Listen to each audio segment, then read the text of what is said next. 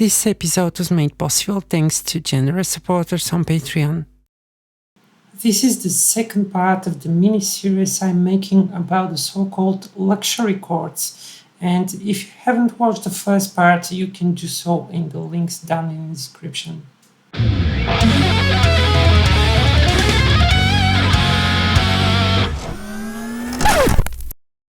In the first part, I addressed the 7th chords, and today it's time to go on the next level with the 9th chords.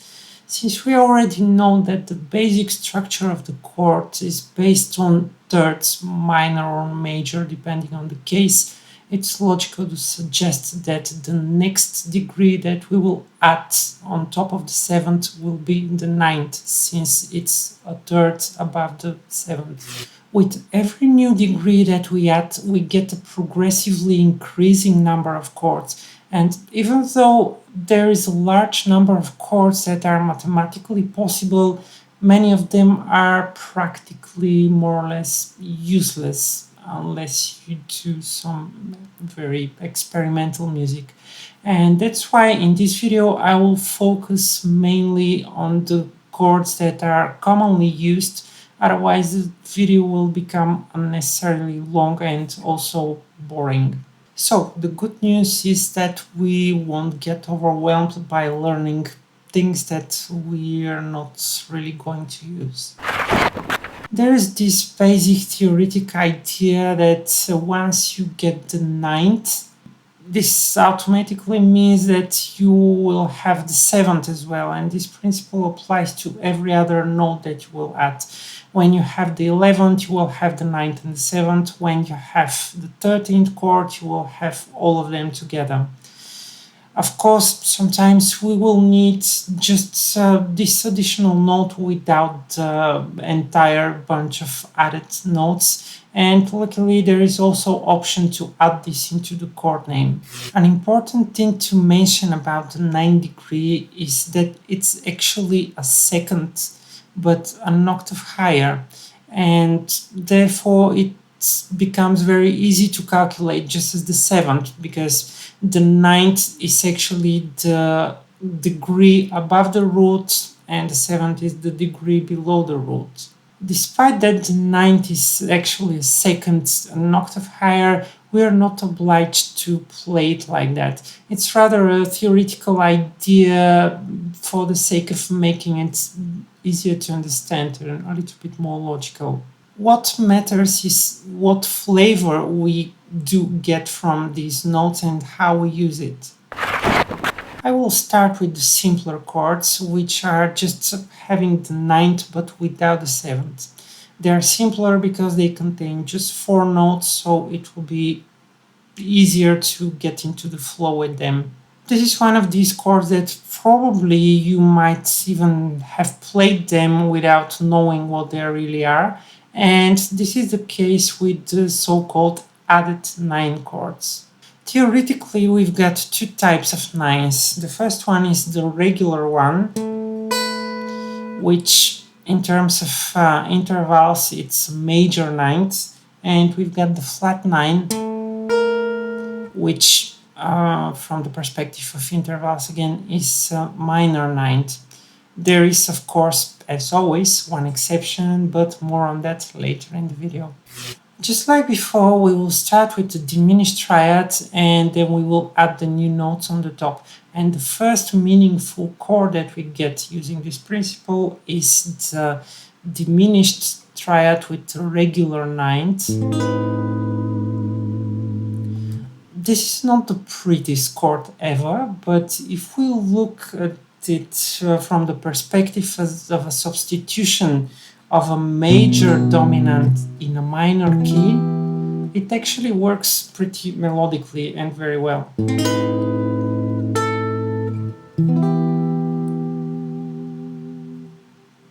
The way we write down this chord is A minor added 9, flat 5. And the scale that goes well with it is the so-called Hungarian minor scale.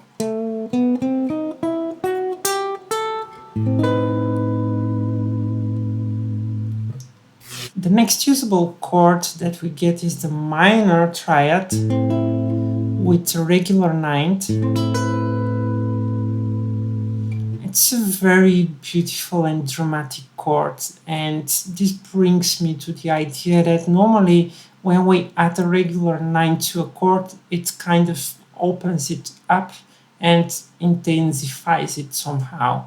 And if you find a regular minor or major somehow boring and too focused, you can just add the ninth and it will immediately spread it out a little bit. It's important to note that the regular ninth is a whole step above the root, and this limits the usage of the chords only to tonic and subdominant, because if you play it over a dominant, it will sound a little bit off because it adds a note that doesn't belong to the key, and this automatically makes you sound jazzy. And if you don't want that, of course, you need to avoid this particular scenario. From that perspective, every mode that's a minor mode and doesn't have a flat second will work great with minor added 9. Now, if we move to the major triads, and what we get here is the first case when we have a flat 9, and this is the major triad with a flat 9. It's again very dramatic chord, and it has this little bit diminished vibe, and it works only as a dominant chord resolving to a minor key.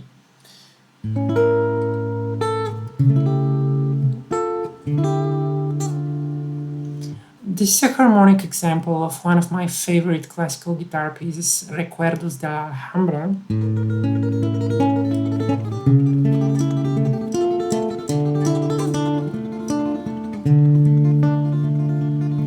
And I think it illustrates beautifully how this chord could be integrated into chord progression.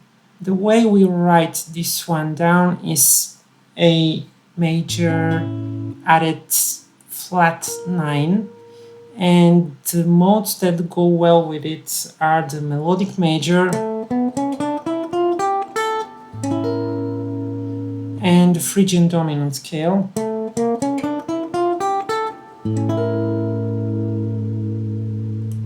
The other major chord is the major triad with regular ninth, and this is a very popular chord, and I think one of my favorite example of using this chord in a song is Purple Rain.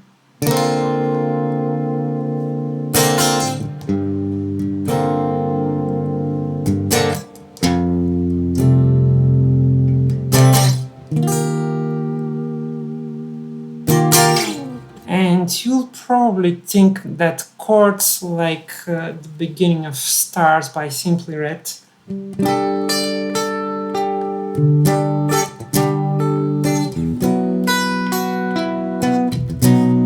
or Don't Dream It's Over by Crowded House are also added 9 chords, but here's a catch. These two examples, and this one you probably recognize the chord shape, you've probably played it, it's actually called sus2 chord. The name of these chords comes from the classical idea of suspending the third degree into a second in order to postpone the resolution of the chord, and you can hear a lot of these examples in classical cadences like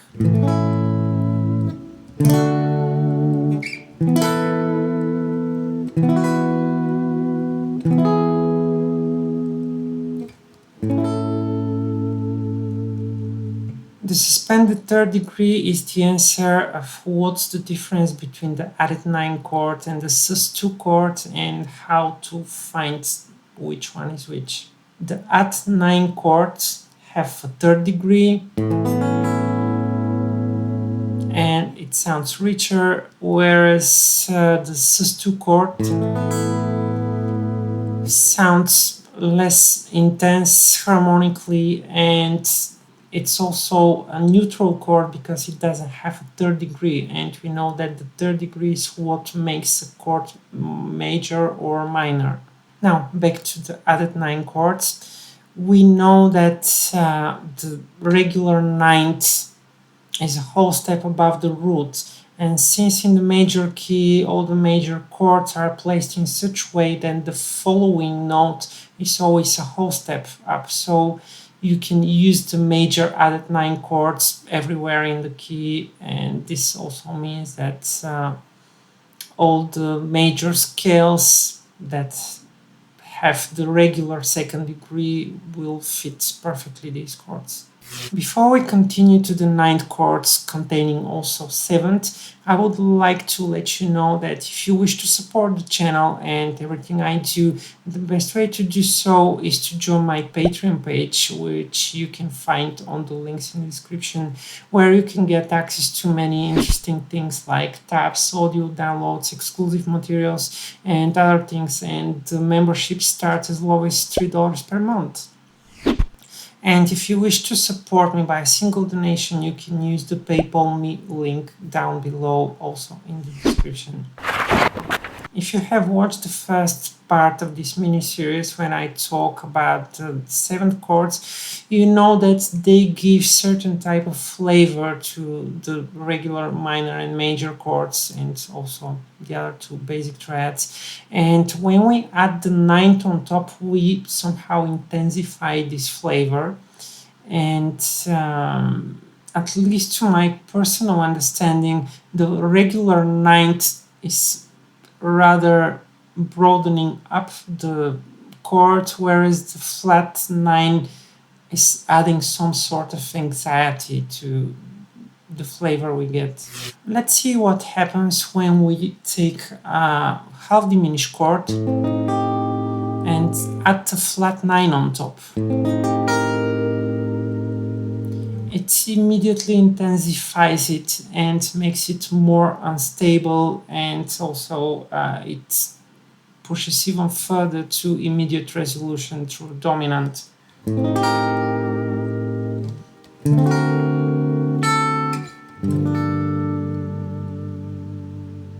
We spell this chord A minor 7, flat 5, flat 9, and just as the simpler version minor 7 flat 5, it works pretty well with Locrian mode.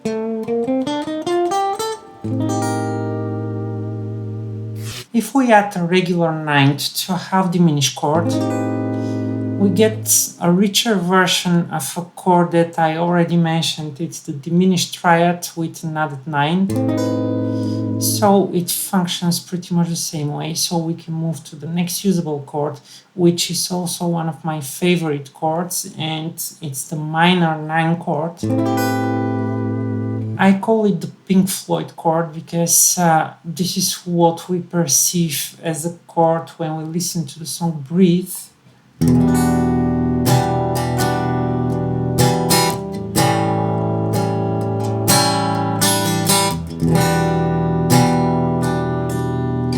Although the actual chord that is played there is a little bit different, and we get this particular voicing because there is a lap steel guitar which plays on top of the regular guitar.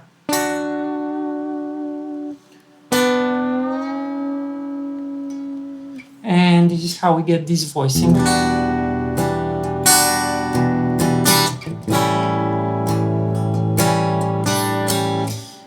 The actual inversion of the chord that is played in this song is actually this. And this is a very beautifully sounding chord, and here the 9th is actually here in between. This chord is also very popular in rock music, especially in the 80s and 90s. And a good example of its usage is this Love by Whitesnake.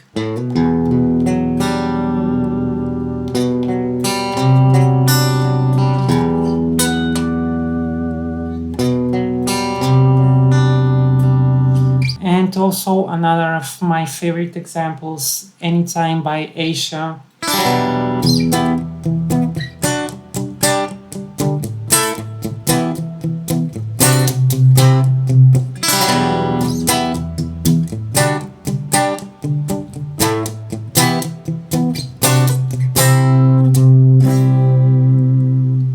The regular 9th in a minor chord, just like with added 9 chords, it limits its usage only to tonic and subdominant, because if you use it over the dominant, just like before, it will sound a little bit off because this note doesn't belong to the key.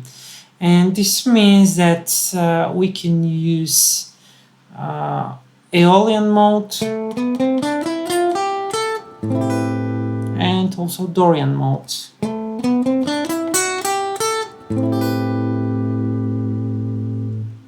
When it comes to major chords, the dominant 7th chord with the flat 9 is a classic, and it sounds like a spiced up version of the dominant 7.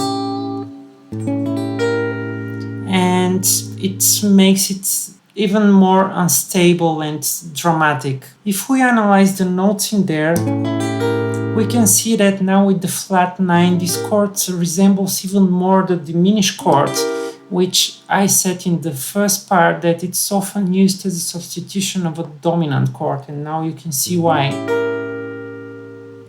It's logical to suggest that when we add more notes to a certain chord, we are limiting its usage, and this is a perfect example, because here the dominant 7 we can play in several spots, but once we add the flat 9, it becomes absolutely dominant type of chord, and it requires us to play this note in the scale, which means that we are left only with Phrygian dominant here.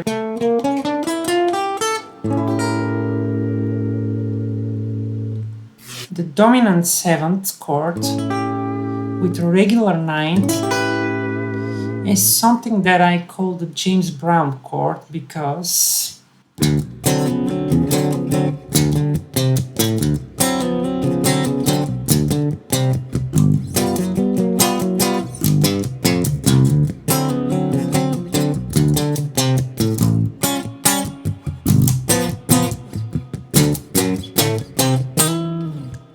this type of 9th chord works well as a dominant chord in a major key, and this makes it suitable for Mixolydian mode.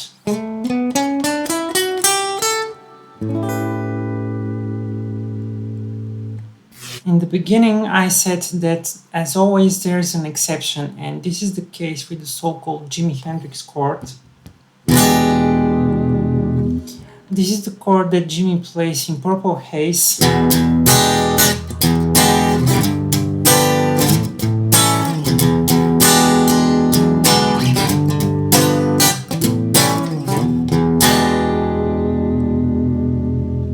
This is obviously a dominant 7th chord, but there is something strange about it. It's like it's both major and minor, and this is the type of chord that I call major chord.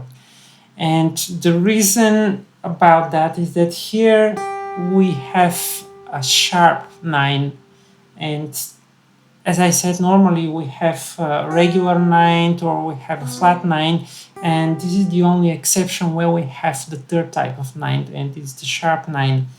In this case, it acts like a minor third to the chord, and this is what gives this minor flavor on the otherwise major chords. Without it, we get its regular dominant 7th, and if we play the same notes with the 9th, we already get this special vibe. As a matter of fact, this chord is used very widely in jazz, and one of my favorite examples of that is again Pink Floyd, where it's used very skillfully to modulate to E minor.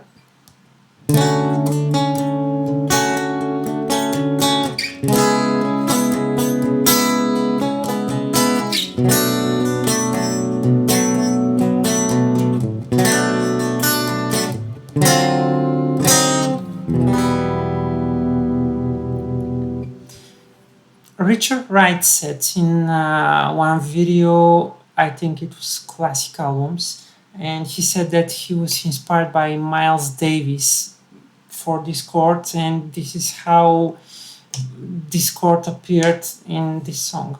The way we name this Jimi Hendrix chord from the perspective of A, because I'm playing all the chords from A for the sake of consistency, is A major 7, sharp 9.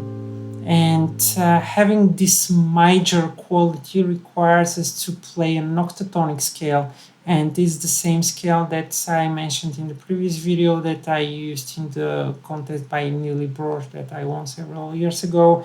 And it's essentially a Phrygian mode, but it one additional note, which is C sharp, and this is what makes it sound both minor and major.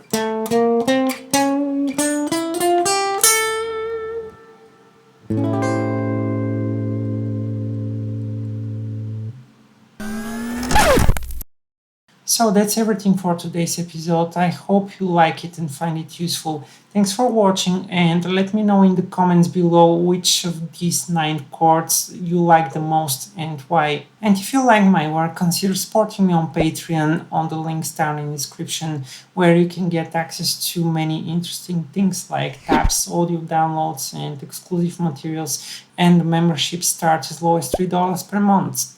And if you prefer to support me by a single donation, you can use the PayPal me link you can see below, also in the description. If you're a first-time viewer, please subscribe to my channel and click that bell notification button to get informed when I upload new video. See you next time, and remember, practice makes perfect.